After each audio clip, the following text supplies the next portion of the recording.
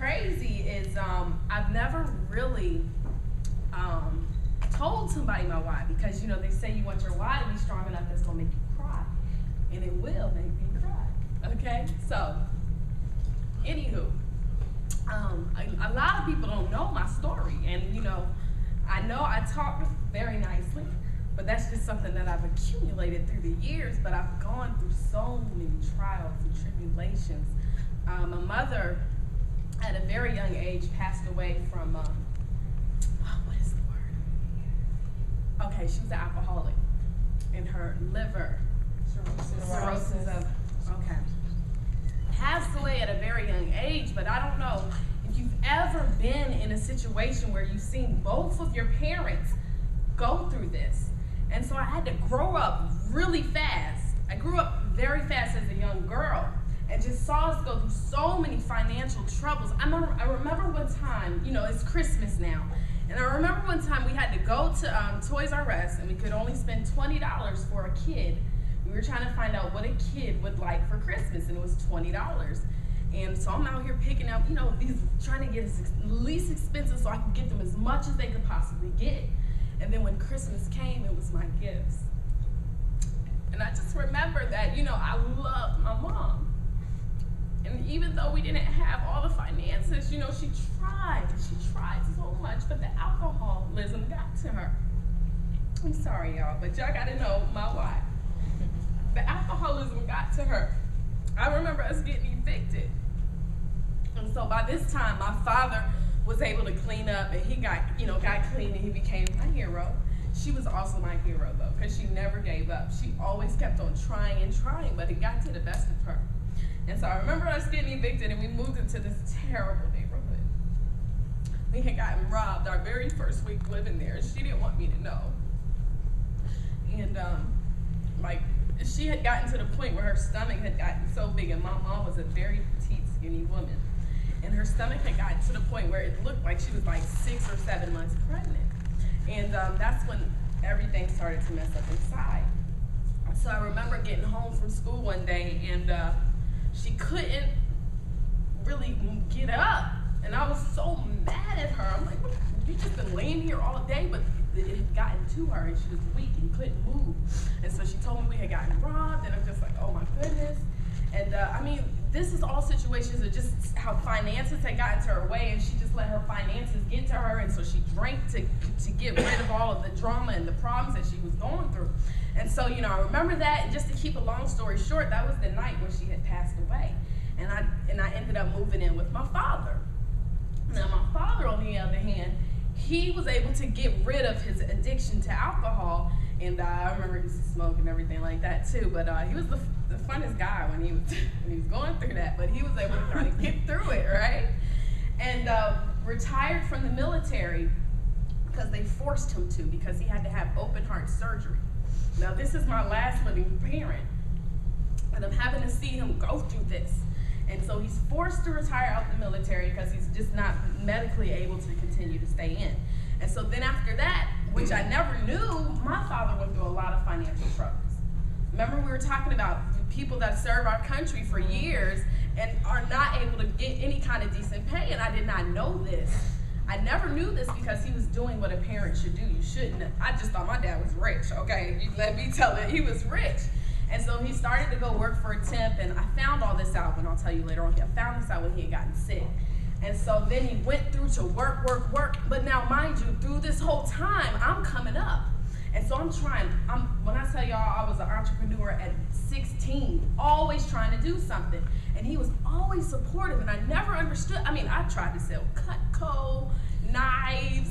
I was a bail bondsman that he helped me to pay to get my casualty license. I sold health insurance. I've always tried to do something to find where it was that, find my love. And he was always so supportive. And so, unfortunately, my father was diagnosed with cancer.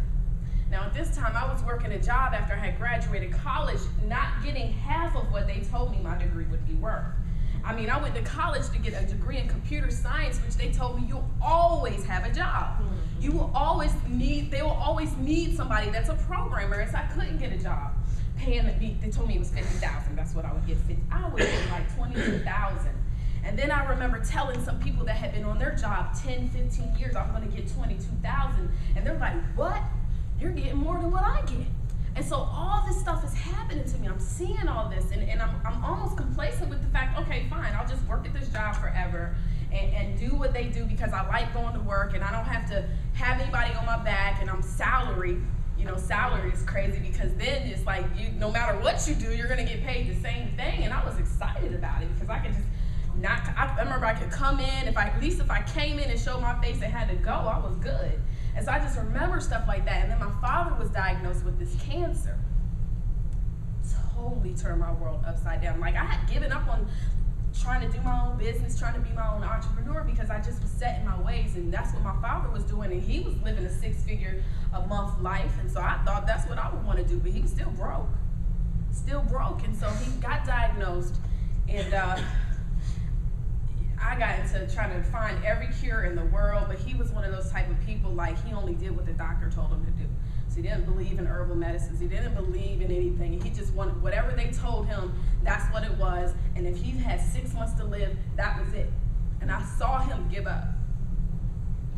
And then it was to the point where I remember sitting on his bed watching a Yankees game. He was the biggest Yankees fan, y'all. And never got to go to a game with him. We were supposed to actually go. Never got a chance to go. And he was crying because the owner also had cancer. And he said, that rich bastard, because he's rich, he'll be okay. I was like, what are you talking about? He's like, everybody loves him because he's rich. And I'm like, Dad, are you serious? And so I saw this man that was my Superman give up. And I felt like, I wonder if he did everything in life that he wanted to do. Did he just give up on his dreams of being an entrepreneur? Because my dad was gifted. When I say computers, he could take it apart, put it back together, always on the phone helping people fix their computers, never charging for it. And I always wondered, did he ever do everything good? Or was it that he was living it through me? That's why he let me do everything. I mean, everything and quit. Like, started and quit. Would continue to let me do it. And so I made it a mission. First of all, when he passed, I had thousands and thousands and thousands of dollars in debt that I had to pay back because I was willed everything. I had to pay all this back. So that was one thing. I'm not gonna do that. And even though he did his best, if he would have just done a little bit more, maybe I wouldn't have been in that position. And so then I said, you know what? I'm not gonna sit here and say, shoulda, coulda, woulda.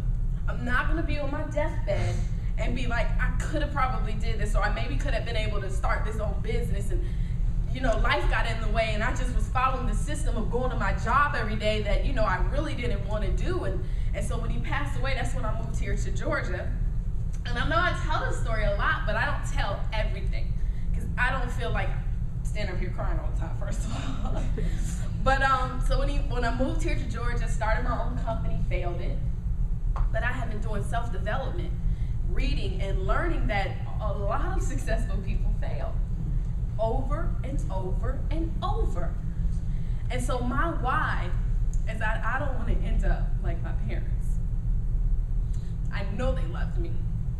And I just know that there is something bigger in me because they left it to me. And so I want to be able to leave, not just a legacy, as Damon tells me all the time. You don't want to just leave a legacy, you want to leave a dynasty, so that when your children's children are at your family home and your mantle, your picture is over top of the fireplace, they're like, that's the one that did it for us. She taught us how to live another life. Taught us how to be better than what the system and what they tell us that we have to do. That we gotta go to school and that we have to work 40 years and then live off of not even half, because who knows, years down the line, we're probably going to be living off of half of what we made. It's going to get worse and worse, and so I'm sorry for crying. Okay. But I'm a very emotional person. I'm a mixture of a couple of different things, not just a red, I want to save the world and stuff like that, but that's my why. And when your why becomes so strong that it will literally make you cry in front of people you do not know, that's when you know. And I gotta be honest, I've been slipping a little bit, but that's why I come to stuff like this, because it puts me back on track. And I'm so thankful the leadership that we have in this business. I don't care any other company come up with the same, they can have the same thing to the T. They don't have what we have in Organo Gold.